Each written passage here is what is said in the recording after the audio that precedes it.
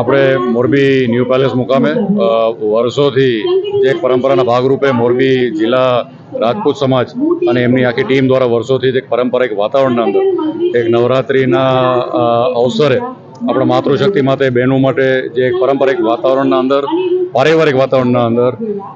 ગરબાનું આયોજન જે કરવામાં આવે છે એનું આજે જ્યારે આપણે આયોજનની અંદર ઉપસ્થિત છે ત્યારે દસુભાભાઈ અને એમની આખી જે ટીમ છે અને મોરબીના તમામ આપણા જે વડીલો છે જે દર વર્ષે આ ખૂબ સારું આયોજન કરે છે એ આ વર્ષે પણ આપણને દેખાય છે. નવરાત્રિની ચર્ચા કરીએ તો આપણે માતાજીની આરાધનાના અંદર એક સાંસ્કૃતિક ધરોહરને જીવિત રાખવા માટે જેવી રીતના આયોજન કરવામાં આવે છે એ ખૂબ વખાણવાલાયક છે. મોરબીનું ગર્વ છે પણ વિસ્તારના આખા સૌરાષ્ટ્રના અંદર પણ આ પ્રકારના આયોજન હવે જ્યારે થતા હોય છે ત્યારે આવનારી પેઢી માટે આપણી સાંસ્કૃતિક ધરોહરને જીવિત રાખવા માટે જે આ કાર્યક્રમ થઈ રહ્યા છે એ ખરેખર વખાણવાલાયક છે. અમે દર વર્ષની જેમ આ વખતે પણ 3 વર્ષે મોરબી જિલ્લા રાજપૂત સમાજ દ્વારા રાસ ગરબાનું આયોજન કર્યું છે અને ખાસ તો મોરબી જિલ્લામાં વસતા તમામ રાજપૂત સમાજના મહિલાઓ જે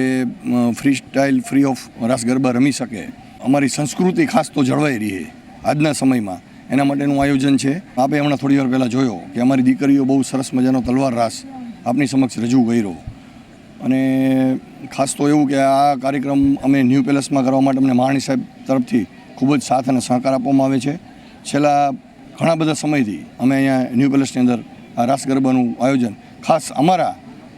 રાજપૂત સમાજના મહિલાઓ માટે અમે આયોજન કરી છે અને દરરોજ વિશેષ અહીંયાથી પુરસ્કારો અર્પણ કરવામાં આવે છે.